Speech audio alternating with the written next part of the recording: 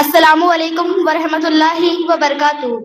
الحمدللہ رب العالمین والصلاة والسلام علی سید الانبیاء والمرسلین، اما بعد، اعوذ باللہ من الشیطان الرجیم، بسم اللہ الرحمن الرحیم۔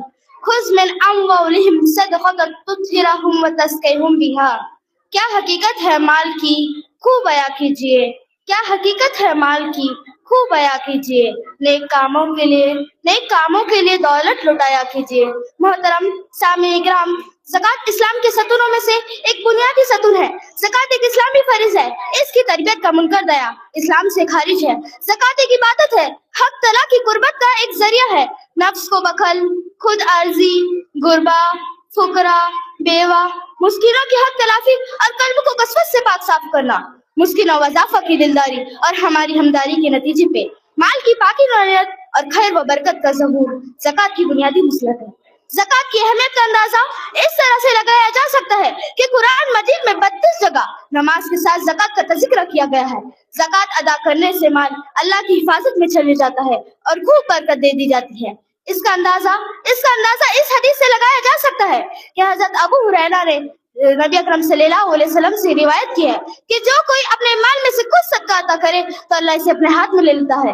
اگر یہ کھجور ہوتا تو اللہ کے ہاتھ میں اتنا بڑھتا رہتا اور اتنا بڑھ جاتا کہ پہاڑ کے برابر ہو جاتا۔ جس طرح تم میں سے کوئی اپنے بچڑے یا بکری کی پرورش کر رہے ہو۔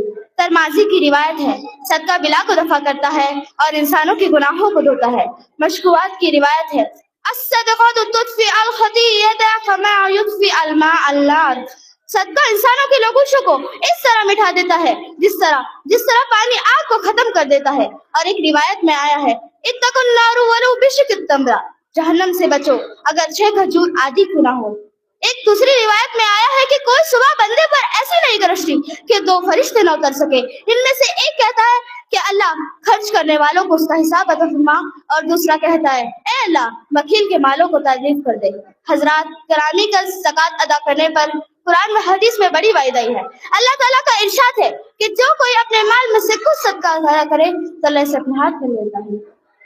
جس روز ان کو دوزخ کی آگ میں دبایا جائے گا، ان کی پیشانیوں، ان کی کروٹوں اور ان کی پشتوں کو داغ دیا جائے گا کہ وہ ہے جس کو تم اپنے واسطے جمع کر رہے ہو، ثواب اپنے جمع کرنے کا مزہ چکھو۔